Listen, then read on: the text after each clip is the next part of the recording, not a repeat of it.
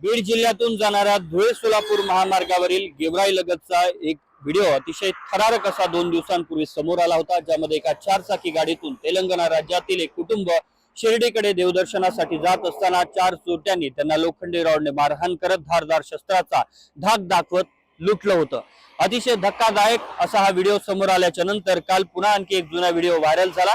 यामध्ये ट्रॅव्हल्सच्या माध्यमातून जात असलेल्या लोकांना दुचाकीवरून आलेल्या 5 चोरट्यांनी अगदी धूम स्टाईलने गाडीमध्ये शिरत त्यांच्या बॅगा चोरल्या आणि लुटण्याचा प्रयत्न केला। याचा देखील एक सीसीटीव्ही व्हिडिओ व्हायरल झालेला होता। यानंतर आता अशा प्रकारच्या अनेक घटना घडत असल्याचं पोलिसांकडून सांगण्यात आले। पोलिसांकडून या संपूर्ण घटना घडत असल्याचा दुजोरा देखील देण्यात आलाय। या संदर्भात आता बीड, धाराशिव आणि महामार्ग सुरक्षा पथकाकडून सावधानतेचा इशारा प्रवाशांना देण्यात आलाय। धुळे सोलापूर महामार्गावरून जात असलेल्या प्रवाशांना सावधानतेचा इशारा देण्यात आलेला आहे। 10 ठिकाणी घटना अशा प्रकारच्या घडत असून ही 10 ठिकाणं धोकादायक म्हणून पोलिसांकडून जाहीर करण्यात आली आहेत। या संदर्भात अशा प्रकारच्या घटना रोखण्यासाठी आता पोलिसांनी प्रत्येक या रस्त्याच्या लगतच्या गावातील ग्राम सुरक्षा दल, हॉटेल चालक, व्यावसायिक, सरपंच आणि इतर घटकांना देखील भेटून मदतीसाठी आवाहन केले। अशा प्रकारची कोणावर परिस्थिती ओढावली, कुणी शिकार झालं तर त्यांना तात्काळ मदत करण्यासंदर्भात आवाहन करण्यात आलेलं आहे। जर अशा प्रकारची परिस्थिती ओढावली तर पोलिसांनी या संदर्भात एक संदेश जारी केलाय।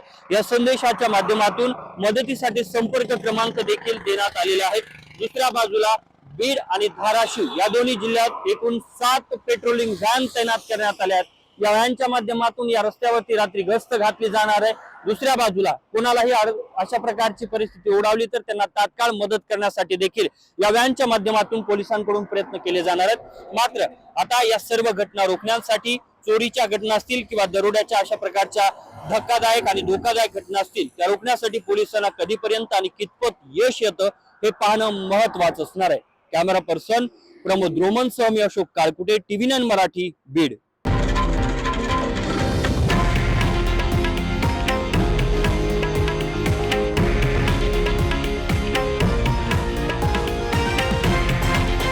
हे आहे देशातील नंबर 1 न्यूज नेटवर्क आणि आपण पाहत आहात TV9 मराठी, एकमेव।